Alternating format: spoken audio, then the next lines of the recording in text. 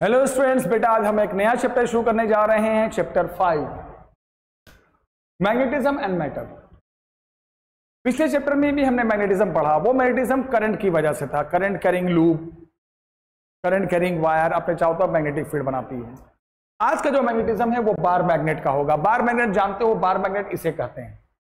एक bar magnet में दो पोल होते हैं, south pole and north pole, और दोनों की पोल स्ट्रेंथ होती है जो बताती है कि मैग्नेट का पावर क्या है, सामने वाले को अट्रैक्ट या रिपेल करने का।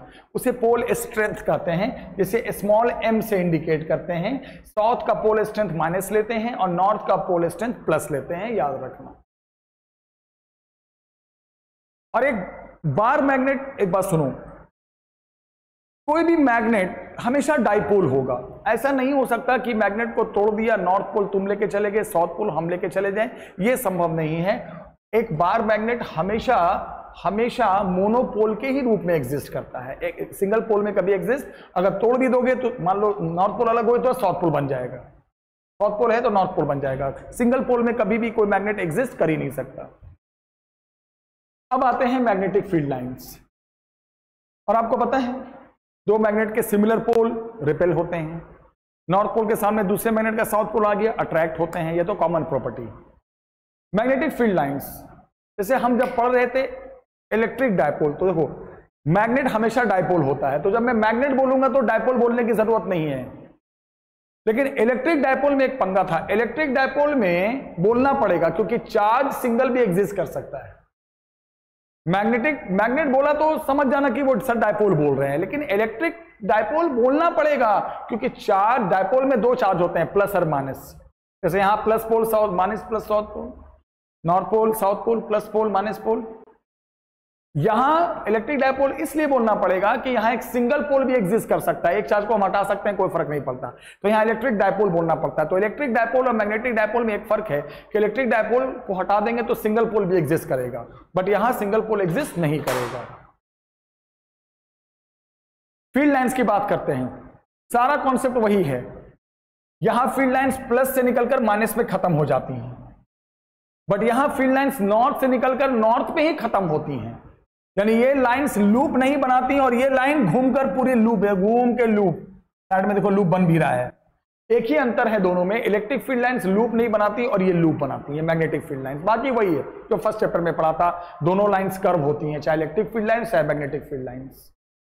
वही कॉन्सेप्ट, दो फील्ड लाइंस कभी भी आपस में कट नहीं कर सकती, क्योंकि अगर वो इंटरसेक्ट करेंगी तो आपको पता है ये लाइंस कर्व होती हैं, और जहां पर टेंजेंट खींच दोगे वो वहां पर फील्ड लाइंस पे कर्व होती हैं, चाहे इलेक्ट्रिक हो चाहे मैग्नेटिक हो, और जहां पे टेंजेंट खींचते हैं वो वहां पर फील्ड की इंटेंसिटी की डायरेक्शन देता है। तो चाहे इलेक्ट्रिक फील्ड लाइंस हो चाहे मैग्नेटिक फील्ड लाइंस हो, कभी भी आपस में कट नहीं कर सकती। अगर कट करेंगी तो क्या होगा, जहां पे कट करेंगी वहां पे, जैसे मान लो दो लाइंस कट कर गई, तो यहां पे आप दो टेंजेंट खींच दोगे, और दो टेंजेंट का मतलब, और टेंजेंट क्या देता है, direction of magnetic field intensity. तो एक ही जगह पे दो फील्ड इंटेंसिटी एक ही मैग्नेट की पॉसिबल नहीं है। तो ये सब कॉमन प्रॉपर्टी है। इलेक्ट्रिक फील्ड लाइंस में भी ये होता है और मैग्नेटिक फील्ड लाइंस में भी ये होता है। और क्या याद रखोगे इसके बारे में, कि जहां पे लाइन ज्यादा होती हैं, चाहे इलेक्ट्रिक फील्ड लाइंस चाहे मैग्नेटिक फील्ड लाइंस, जहां इलेक्ट्रिक फील्ड लाइन ज्यादा होंगी वहां इलेक्ट्रिक फील्ड स्ट्रांग होगी, जहां मैग्नेटिक फील्ड लाइन ज्यादा होंगी वहां मैग्नेटिक फील्ड स्ट्रांग होगी। तो एक ही डिफरेंस है दोनों में, ये क्लोज लूप बनाते हैं, ये क्लोज लूप नहीं बनाते, ये प्लस से जाकर माइनस पे खत्म हो जाते हैं।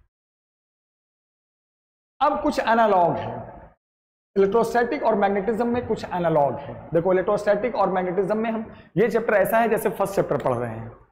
फर्स्ट चैप्टर में जो पॉजिटिव चार्ज होता था डायपोल का, वो यहां पे एज अ नॉर्थ पोल लिया जाता है, positive pole strength, small m pole strength. Electrostatics में जो माइनस चार्ज होता था वो यहां पे कंसीडर किया जाता है as south pole, negative pole strength. Electrostatics में चार्ज के चारों तरफ जो फील्ड बनती थी उसे इलेक्ट्रिक फील्ड, यहां मैग्नेट के चारों तरफ फील्ड बनेगी मैग्नेटिक फील्ड बी। इलेक्ट्रोस्टैट्स में हर जगह कांस्टेंट 1/4 पाई एप्सिलॉन नॉट चलता था, यहां हर जगह कांस्टेंट म्यू नॉट बाई 4 पाई चलता है, जिसकी वैल्यू आप जानते हो 10⁻⁻⁷ होती है। इलेक्ट्रोस्टैट्स में दो चार्जेस जब आते थे आमने सामने तो फोर्स का फॉर्मूला होता था K Q1 Q2 बाई उनके बीच का डिस्टेंस स्क्वायर। K का मतलब ये कांस्टेंट, यहां दो मैग्नेट पोल के बीच, आपका एक मैग्नेट मेरा एक मैग्नेट, आपका नॉर्थ पोल मेरा नॉर्थ पोल रिपेल, आपका नॉर्थ पोल मेरा साउथ पोल अट्रैक्ट, तो कौन सा फोर्स लगेगा? तो यहां पे 1/4 पाई एप्सिलॉन नॉट, यहां पे b0/4 पाई, वहां पे q1 q2, यहां पे m1 m2 pole strength by दोनों पोल के बीच का डिस्टेंस का स्क्वायर। इलेक्ट्रोस्टैटिक्स में क्या पढ़ा था कि अगर कोई भी चार्ज किसी भी एक्सटर्नल फील्ड में आता है, याद करो फर्स्ट चैप्टर, तो वो फोर्स फील करता है Q इंटू E। यहां पे बोलोगे कोई भी अगर पोल, मैग्नेटिक पोल, मैग्नेट को ले जाओगे किसी एक्सटर्नल फील्ड में तो उसका पोल भी फोर्स फील करेगा, वहां पे Q इंटू E, यहां पे M इंटू B, बस फर्क है पोल स्ट्रेंथ, इलेक्ट्रिक फील्ड के यहां पे external magnetic field. Electric dipole में दो चार्जेस होते हैं और मैग्नेट तो अपने आप में डायपोल होता है। हर डायपोल का डायपोल मोमेंट होता है। इलेक्ट्रिक डायपोल मोमेंट को P से इंडिकेट करते हैं। फॉर्मूला निकालने का है Q इंटू 2L, क्योंकि डायपोल में जो लेंथ ली जाती है, इलेक्ट्रिक डायपोल बनाओगे तो 2L डबल करके ली जाती है, और डायपोल का डायपोल मोमेंट फर्स्ट चैप्टर में पढ़ा था Q इंटू 2L। डायरेक्शन होती है इसकी डायपोल मोमेंट की नेगेटिव से पॉजिटिव चार्ज, फर्स्ट चैप्टर में पढ़ा था। सेम आ जाओ, मैग्नेट भी डायपोल है, इसके मैग्नेटिक मोमेंट को P से इंडिकेट करते हैं, इसके मैग्नेटिक मोमेंट को कैपिटल M से करते हैं। यहां था Q इंटू 2L, यहां Q के जगह पे आ जाएगा pole strength into 2L, 2L यानी वही जो भी डायपोल की लेंथ है। वहां डायरेक्शन नेगेटिव से पॉजिटिव चार्ज, यहां हो जाएगा साउथ से नॉर्थ, नेगेटिव का मतलब साउथ सेम है। फिर आपको याद करो, जब डायपोल होता था तो डायपोल की दो लाइंस बनती थी, एक एक्सियल लाइन और एक इक्वेटोरियल लाइन। एक्सियल लाइन किसे कहते थे? जैसे ये डायपोल है, इलेक्ट्रिक डायपोल माइनस और प्लस, तो इस लाइन को कहते थे एक्सियल लाइन। और हमने ये भी पढ़ाया था कि अगर डायपोल के कारण, अभी तो इलेक्ट्रिक डायपोल पढ़ा रहे हैं, फर्स्ट चैप्टर दोबारा रिवाइज करा रहे हैं, इलेक्ट्रिक डायपोल के कारण किसी भी पॉइंट पे एक्सियल लाइन या ये डायपोल के ऊपर परपेंडिकुलर डाल दिया तो ये कौन सा लाइन हो गया? Equatorial line. चाहे आप डायपोल के कारण, पूरे डायपोल के कारण इक्वेटोरियल लाइन पे निकालना है परपेंडिकुलर बाइसेक्टर पे, चाहे एक्सियल लाइन पे निकालना है उसी एक्सिस पे, तो कहीं पर भी निकालना है। डिस्टेंस कहां से लेते हैं? डायपोल के सेंटर से, जिसे हमने x माना है, जिसे हमने x माना है। क्या फॉर्मूला होता था? याद करो, इलेक्ट्रिक फील्ड का एक्सियल लाइन पे 1/4 pi epsilon not constant 2px, 2p का मतलब डायपोल मोमेंट, x का मतलब उस पॉइंट की डिस्टेंस डायपोल के सेंटर से, upon x square minus l square का होल स्क्वायर। l क्या है? पूरी लेंथ का हाफ, क्योंकि पूरी लेंथ हम 2l मानते हैं ना, तो उसका फॉर्मूले में आधा ही आता है। और जब शॉर्ट डायपोल हो जाता था इलेक्ट्रिक डायपोल, तो शॉर्ट डायपोल में l स्क्वायर को हम उड़ा देते थे, तो x का पावर 4 x कट जाता था, तो ये बन जाता था वही फॉर्मूला एक्सियल लाइन पे, लेकिन शॉर्ट डायपोल के लिए। और इक्वेटोरियल लाइन पे जब लेते थे, इक्वेटोरियल लाइन किसे कहते हैं? डायपोल का जो परपेंडिकुलर बाइसेक्टर होता है, कितने डिस्टेंस पे? डिस्टेंस तो वही लेते, सेंटर से x डिस्टेंस पे। फॉर्मूला क्या होता था? Constant 1/4 pi epsilon not dipole moment upon x square plus जो भी डायपोल की लेंथ का आधा है स्क्वायर बाई 3/2। तभी तो 2l लेते हैं ताकि आधा करने पे l आ जाए। l लेंथ लेते तो यहां फॉर्मूले में l/2 आता, थोड़ा सा टिपिकल सा फॉर्मूला बन जाता। और शॉर्ट डायपोल हो जाए तो l स्क्वायर को उड़ा देते थे, शॉर्ट का मतलब डायपोल की लेंथ को नेग्लेक्ट कर दो, तो ये बन जाता था p/x³।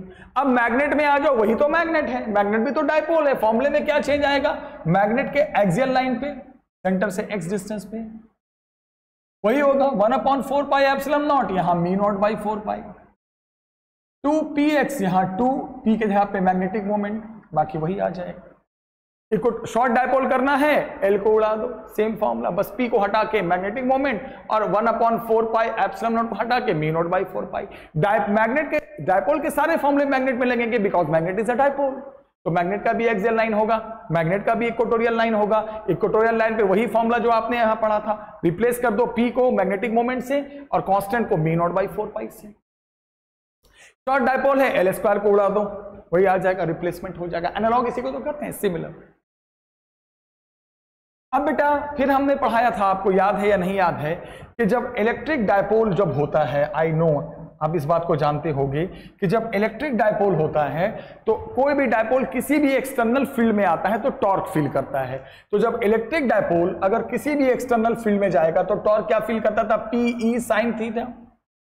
थीटा एंगल होता था डायपोल का जो एक्सिस होता है और एक्सटर्नल फील्ड के साथ। मैग्नेट में आओगे तो P के जगह पे M आ जाएगा, E के जगह पे B आ जाएगा, बस मैग्नेट भी किसी एक्सटर्नल फील्ड में जाएगा तो टॉर्क फील करेगा mb sin theta. Magnet dipole है, सारे फॉर्मूले डायपोल वाले आ रहे हैं। फिर आपको याद है जब कोई भी डायपोल एक्सटर्नल फील्ड के साथ 0 डिग्री पे आए तो उसे स्टेबल पोजीशन कहते थे कि वो स्टेबल पोजीशन पे है, और 180 डिग्री पे आए मतलब डायपोल का एक्सिस और एक्सटर्नल फील्ड अपोजिट डायरेक्शन में आ जाए तो उसे अनस्टेबल इक्विलिब्रियम कहते थे। वही हाल मैग्नेट के साथ होगा, मैग्नेट का एक्सिस और वहां पे एक्सटर्नल मैग्नेटिक फील्ड अपोजिट तो अनस्टेबल पोजीशन में मैग्नेट है, मैग्नेट का एक्सिस और वहां पे एक्सटर्नल जो फील्ड जहां ले जाकर रखा है सेम डायरेक्शन में है तो स्टेबल है। फिर हमने पढ़ाया था, आप याद करो, जब टॉर्क फील करेगा चाहे वो इलेक्ट्रिक डायपोल हो चाहे वो मैग्नेट हो, तो टॉर्क जब फील करेगा तो आपको अच्छे से पता है कि वो रोटेट करेगा। तो मान लो पहले वो डायपोल θ1 एंगल से रोटेट करके θ2 एंगल पे चला गया, मैग्नेट भी वही चीज सेम। तो क्या वर्कडन फॉर्मूला होता है, कोई भी जब डायपोल रोटेट करता है तो एक एंगल से दूसरे एंगल पे फील्ड के साथ PE cos θ1 माइनस cos θ2, यहां पे P को हटा के मैग्नेटिक मोमेंट, E को हटाकर external field cos θ1 minus cos θ2। फिर डायपोल में 5 फॉर्मूले थे, 2 तो 3 तो हो गया एक्सियल इक्वेटोरियल, एक टॉर्क, एक वर्कडन और एक पोटेंशियल एनर्जी। हर डायपोल की पोटेंशियल एनर्जी होती है अलग अलग एंगल पे फील्ड के साथ, एक्सटर्नल फील्ड के साथ। Potential energy of electric dipole का फॉर्मूला फर्स्ट चैप्टर में था minus PE cos theta. Magnet dipole है तो मैग्नेट की भी पोटेंशियल एनर्जी होगी एक्सटर्नल मैग्नेटिक फील्ड में माइनस P के जगह पे M, E के जगह पे B, mb cos थीटा।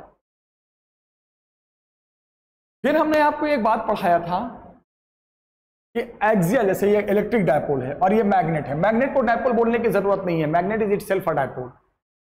चाहे वो इलेक्ट्रिक डायपोल हो चाहे वो मैग्नेटिक डायपोल हो, इलेक्ट्रिक डायपोल के कारण एक्सियल लाइन पे इलेक्ट्रिक फील्ड, मैग्नेट के कारण एक्सियल लाइन पे मैग्नेटिक फील्ड की डायरेक्शन याद रखना मैग्नेटिक मोमेंट के पैरेलल होती है। मैग्नेटिक मोमेंट किधर जाता है, इलेक्ट्रिक मोमेंट किधर जाता है, इलेक्ट्रिक डायपोल का इलेक्ट्रिक डायपोल मोमेंट जानते हो ना, माइनस से प्लस, और एक्सियल लाइन पे इलेक्ट्रिक फील्ड भी राइट ही साइड जाती है, एमसीक्यू में काम आएगा। डायपोल के कारण एक्सियल लाइन पे जो इलेक्ट्रिक फील्ड होती है वो डायपोल मोमेंट के साथ पैरेलल होती है। उसी तरह यहां बताना, मैग्नेट की जो मैग्नेटिक फील्ड होती है एक्सियल लाइन पे वो मैग्नेट के मैग्नेटिक मोमेंट के पैरेलल होती है।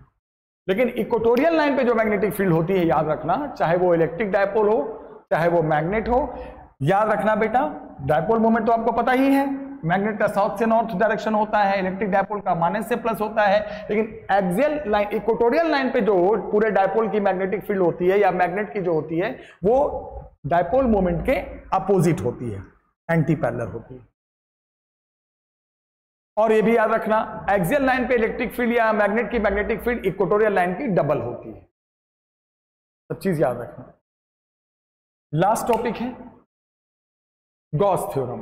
Gauss theorem in magnetism. Gauss theorem आपको याद है, गॉस ने क्या बताया था? गॉस ने यह बताया था कि सबसे पहले कि कोई भी चार्ज होता है या डायपोल होता है तो उसके चारों तरफ इलेक्ट्रिक फील्ड लाइंस फैली होती हैं, और मैग्नेट है तो मैग्नेटिक फील्ड लाइंस फैली होंगी। तो गॉस ने क्या बताया कि अगर कोई चार्ज है चाहे वो प्लस या माइनस और वो एक क्लोज सरफेस में बंद है, तो इस क्लोज सरफेस के अंदर जितनी भी लाइंस होंगी, चाहे वो बाहर से आ रही हूं चाहे सरफेस से बाहर जा रही हूं, एक क्लोज सरफेस के अंदर, जिसे हम नंबर ऑफ फील्ड लाइंस यानी फ्लक्स कहते हैं। फ्लक्स क्या बताता है? Number of field lines. Electric flux number of electric field lines, magnetic flux number of magnetic field lines.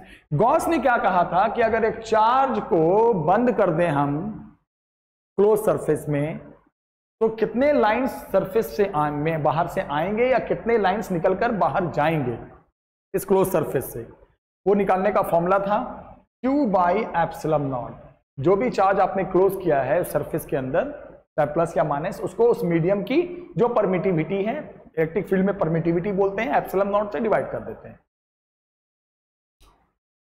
तो अगर हमने अभी चार्ज बंद किया है, अगर हम सोचो डायपोल बंद कर दें तो क्या होगा? फ्लक्स। अब दो चार्ज आ गया तो एक का होगा Q/ε0 और दूसरे का होगा -Q/, दोनों चार्ज का फ्लक्स निकालो, कट के 0, यानी इस केस में फ्लक्स क्या होगा? 0, यानी इलेक्ट्रिक फ्लक्स होगा ही नहीं अगर डायपोल को बंद किया जाए।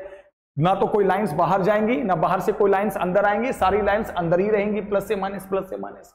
फ्लक्स तो वो लाइन होता है जो बाहर से आ रही होती है, बाहर को जा रही होती है, तो डायपोल के लिए कोई फ्लक्स नहीं होगा। और मैग्नेट में अगर बोला जाए तो एक बात बताओ बेटा, मैग्नेट तो कभी सिंगल पोल में एग्जिस्ट ही नहीं करता, वो तो हमेशा डाइपोल है, वो तो सिंगल पोल है ही नहीं। तो अगर मैग्नेट के लिए फ्लक्स देखोगे तो कैसे देखोगे, वहां Q तो यहां M, चार्ज तो पोल स्टेन। और कंपैरिजन में क्या बताया था याद है, इलेक्ट्रोस्टैट्स में जहां 1/ε0 यहां μ0, तो वहां पे क्या बनता था फॉर्मूला Q/μ0 तो यहां μ0 इंटू m, इसका μ0 इंटू -m कट के 0 आ गया। तो क्या बोलोगे, गॉस थ्योरम अगर मैग्नेटिज्म में देखा जाए तो बोलोगे मैग्नेटिक फ्लक्स जो होता है एक क्लोज सरफेस में अराउंड अ मैग्नेट वो हमेशा 0 होता है, मैग्नेटिक फ्लक्स कभी एग्जिस्ट नहीं कर ही नहीं सकता। लेकिन हाँ, चार्ज में सिंगल चार्ज एग्जिस्ट कर सकता है तो फ्लक्स हो सकता है, लेकिन डायपोल बंद करोगे तो चाहे इलेक्ट्रिक डायपोल हो चाहे मैग्नेट हो, मैग्नेट का तो कभी फ्लक्स होएगा ही नहीं, क्योंकि एक पोल सारे लाइंस अंदर ही घूमते रहेंगे, ना बाहर को जा पाएंगे ना बाहर से आ पाएंगे, क्योंकि डायपोल का कभी फ्लक्स होता ही नहीं, कट के 0 हो जाता है। तो ये गॉस थ्योरम था किसमें, मैग्नेटिज्म में। तो ये सब कुछ इंपॉर्टेंट टॉपिक्स हैं जो मैंने आपको पढ़ाया है। अगली क्लास में हम कुछ कॉन्सेप्चुअल्स कराएंगे बेटा। मुझे पूरी उम्मीद है आज की क्लास समझ में आई होगी। अच्छे से पढ़ते हैं, फिर अगले वीडियो में मिलते हैं। Take care, bye bye.